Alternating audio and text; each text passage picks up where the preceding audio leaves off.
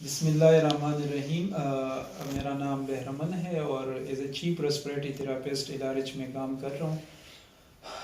اس سے پہلے ہماری ویڈیو جو پہلے والی ویڈیو تھی وہ انٹرنیشنلی ہم نے ریسپریٹری تھراپی کی ہسٹری بیان کی تھی. تو آج کی ویڈیو میں ہم تھوڑا سا ڈسکس کریں گے ریسپریٹری تھراپی کی ہسٹری پاکستان میں. سٹارٹ ہم لیتے ہیں چونکہ ہم 1947 کو اللہ پاک کا شکر ہے کہ ہم انگریزوں کی غلامی سے آزاد ہوئے. اور ریسپریٹری تھراپی کی ہسٹری جو ہے اس میں ایک نام ضرور مینشن کروں گا کہ اس میں جو یہاں پہ کوئی کنسیپٹ نہیں تھا پاکستان میں ریسپریٹری تھراپی کا، اور جو کنسیپٹ باہر سے لایا گیا سب سے پہلے اس میں پروفیسر ڈاکٹر نوشیروان برقی کا بہت بڑا رول ہے. اور وہ رول اس طرح ہے کہ 1994 دسمبر 29 1994 کو شوکت خانم memorial cancer hospital and research centre جو ہے اس کا باقاعدہ اوپننگ تھی. اور اس میں جتنی بھی کنسلٹنٹ تھے یا جتنی بھی مینجمنٹ سٹاف تھی ان کو مطلب باہر سے لایا گیا کہ ایک ایسا ماڈل بنایا جائے کنٹری میں جو کہ انٹرنیشنلی جو ہے وہ کمپیٹیٹیو ہو، مطلب وہ کر لے، کمپٹیشن کر لے انٹرنیشنل سٹینڈرڈ سے. تو دسمبر 1994 کو جو ہے شوکت خانم میموریل کینسر ہاسپٹل بنا اور اس کی جتنی بھی ایکسپرٹیز تھی وہ باہر سے تھی.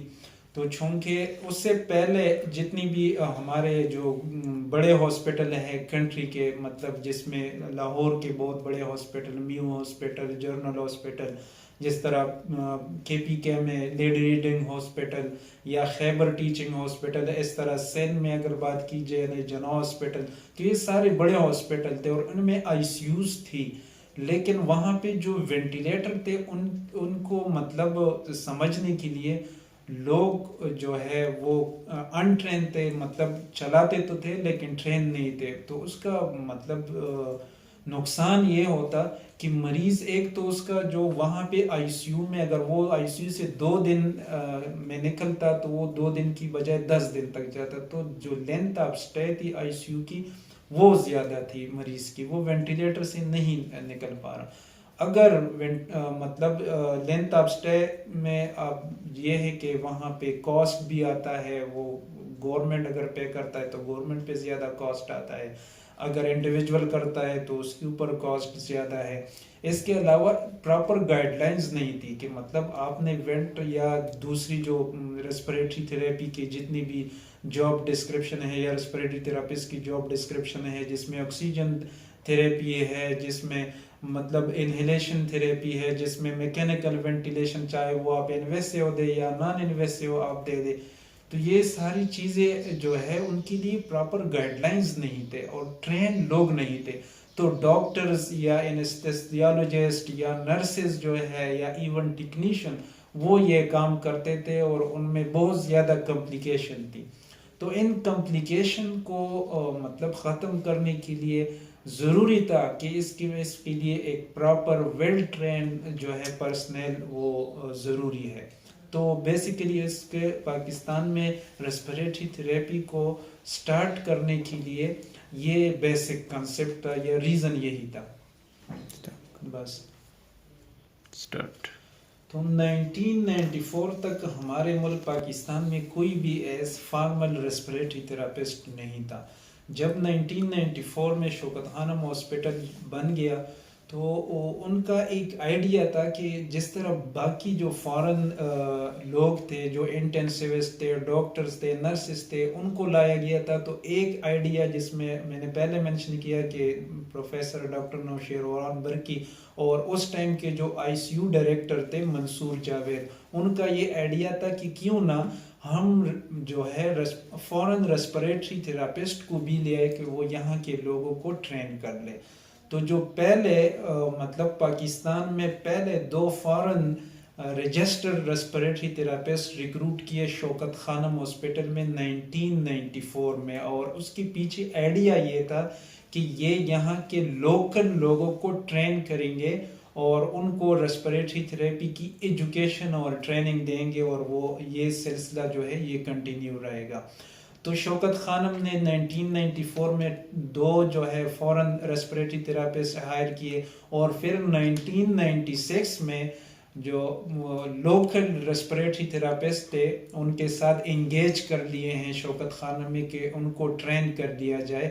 وہ 1996 میں ہوئے، اور انہوں نے 3 جو ہے لوکل ریسپریٹری تھراپسٹ جن کو انہوں نے نام دیا کہ on the job trainee respiratory therapist ہوں گے یہ. تو 1996 میں جب 3 ریسپریٹری تھراپسٹ لوکلی ہائر کیے گئے شوکت خانم میں، تو اس ٹائم مسئلہ یہ تھا کہ یہاں پہ ہمارے ملک میں نہ تو ریسپریٹری تھراپی کا کوئی بورڈ تھا، نہ کوئی یونیورسٹی اس کو مطلب اس ایجوکیشن کو ریکگنائز کرنے یا رن کرنے کے لیے تیار تھی.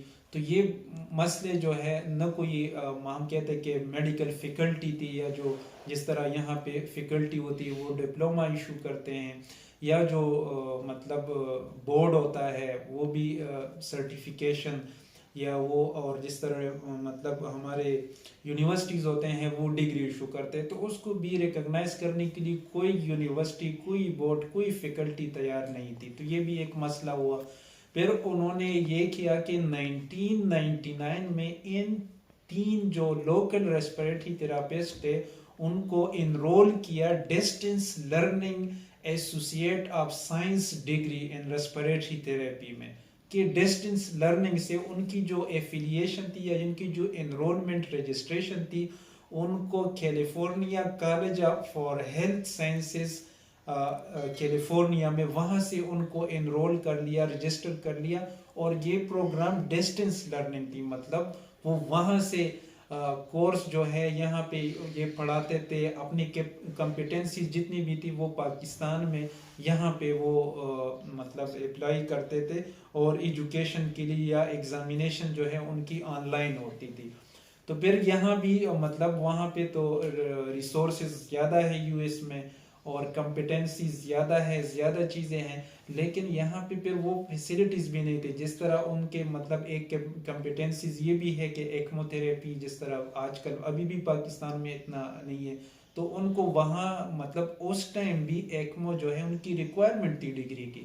تو کچھ چیزیں اس طرح تھی کہ اس ٹائم اویلیبل نہیں تھی، جن کے لیے ان تینوں لوگوں نے بہت سٹرگل کی، ایک جگہ سے دوسری جگہ سفر کیا، اور جو ہے اپنی ایجوکیشن کنٹینیو رکھی، اپنی جو مطلب محنت تھی ان کو کنٹینیو رکھا، حوصلہ رکھا. اور 2003 میں فائنلی جو ہے 2003 میں پاکستان میں پہلا جو ہے ریسپریٹری تھراپسٹ جو ہے وہ سکسیسفلی گریجویٹ ہوا 2003 میں، اور وہ رجسٹرڈ ریسپریٹری تھراپسٹ ہے، چونکہ ان کی ڈگری جو ہے اور کوالیفیکیشن جو ہے وہ باہر سے تھی، جو کہ کیلیفورنیا کالج سے تھی ہیلتھ سائنسز کی.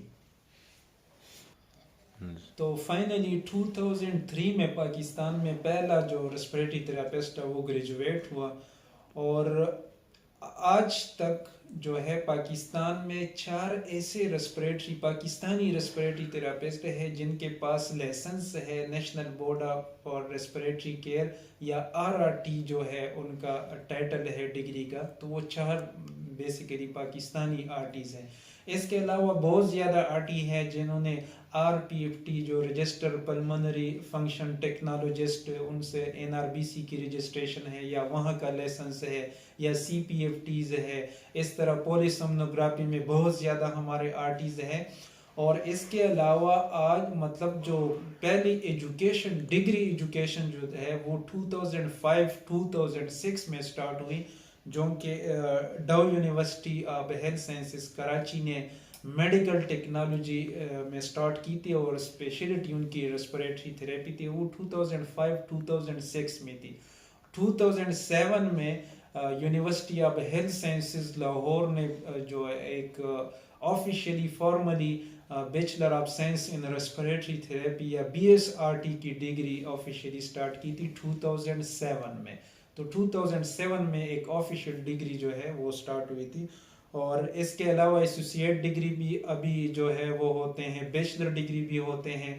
اور آج تک 20 سے زیادہ ایسی یونیورسٹی اور انسٹیٹیوٹ ہے ابھی پاکستان میں جو کہ ریسپریٹری تھراپی کی ایجوکیشن کو آفر کرتے ہیں یا وہ کرتے ہیں اور ٹریننگ بھی کرتے ہیں.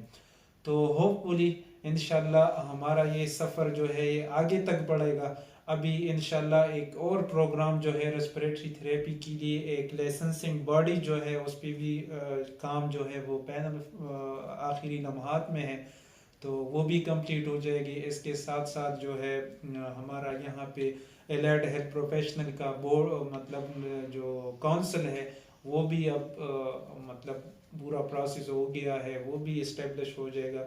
تو ہوپ فلی ہمارا فیلڈ جو ہے ریسپریٹری تھراپی جو ہے وہ بہت کم عرصے میں پاکستان میں ابھرا ہوا نظر آئے گا انشاءاللہ.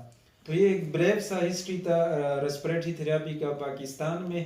انشاءاللہ ہماری جو یہاں سے شروعات تھی آگے بھی ٹاپک ہوگی جس میں ہم patient assessment, oxygen therapy, bronchodilator medication, inhalation therapy کے بارے میں بات کریں گے, میکینیکل وینٹیلیشن بیسک سے ایڈوانس تک, وہ انویسیو, نان انویسیو, اے بی جیز, اور جو گائیڈ لائنز ہے سکشن کے, انٹوبیشن کے, ویننگ کے, وہ سب پہ بات کریں گے. لیکن اس کے لیے لازمی ہے کہ اگر آپ کو ہماری ویڈیوز جو ہے وہ مسلسل آتے رہیں, ہمارے چینل جو ہے R T division LRH family کو سبسکرائب کرے, لائک کر لے اور بیل آئیکن ضرور دبائے.